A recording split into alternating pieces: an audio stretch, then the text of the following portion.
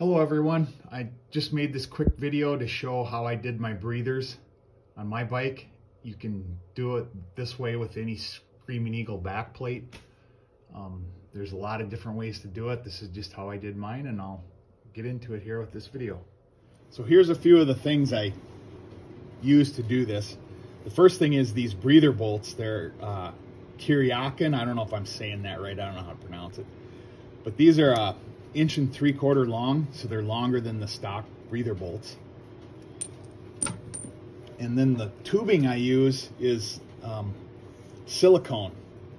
It's works well for high temperatures, and I don't know, I like it. So this is a 5mm hose, and then the hose that I have coming off of here is a 6mm hose. The fittings are brass.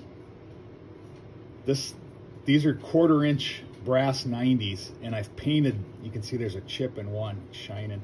I've painted them black where they're exposed so they look better. This one here is hidden, this T, and I think this is a 5/16 T fitting, and these are 1/4" brass 90s. You can do what you want, but take my advice and do not use plastic nylon fittings. I did that at first. It worked fine until one day I was riding hard down the interstate and ended up in stop and go traffic because the interstate ahead was flooded. So it was backed up for miles. And I ended up idling, stop and go for quite a while. The bike got very hot, which they tend to do when you're doing that.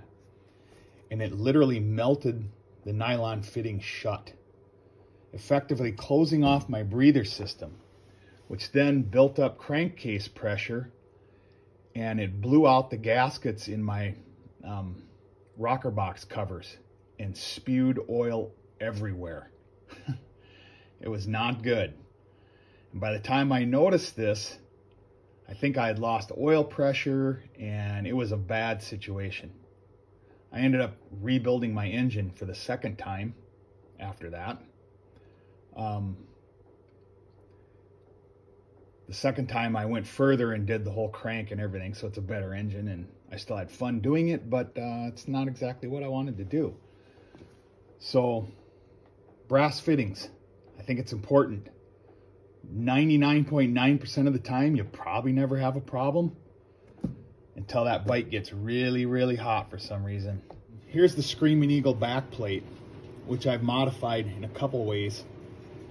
You can see down in there the chamber where the pressure would vent out of the breather bolts and come up through channels into here and go into the air cleaner. Well, I've plugged these with just some JB weld, which works really well. And then I was afraid that the breather bolts wouldn't stick through here far enough. I just didn't like it. So I machined these down in here further, so the breather bolt would sit down in here farther.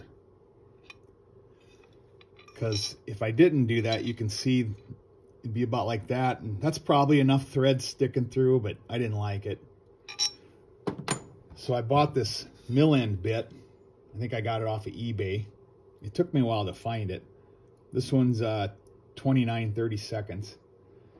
And then this is a 3/16 drill bit that clamps down in there with this set screw. And I made this plate for a jig. And then when I machined this one, I went through this hole and bolted this to the plate. I put some spacers in here and bolted that. And then that hole would act as a guide in my drill press to keep this all centered. And I could machine that down deeper and keep the bottom of the hole flat. So I machined these down another 3/8 of an inch deeper than what they were, which works out to keep the breather bolts into the heads farther. And then I bolted this on there, and that's what I used to put a tie wrap through there and tie wrap the T up here to hold it in the back of the plate. so when it's on the bike, the T stays up there and you don't see it. Huh? Turn it around because you couldn't see that thing you put on there. It was all black, just so that they can see it. Okay, yeah, it's just a clamp for holding wires or something that's got black plastic on it. I got it at Ace Hardware, I think. See, there's the hole through it. I just bolted it on there. Just something to hold that. Then I put a tie wrap around it, around the bottom hose that goes on here, and that just holds it back there like that. Okay. All right, I've got the back plate bolted onto the induction module. The breather bolts are in. This is where I put the hose back on, but I use these 3/8 by 7/8 chrome washers to kind of clean up the look of it.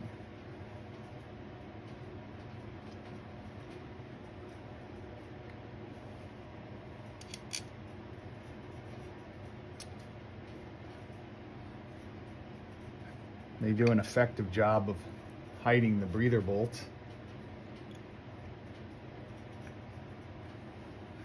And then I just, I'll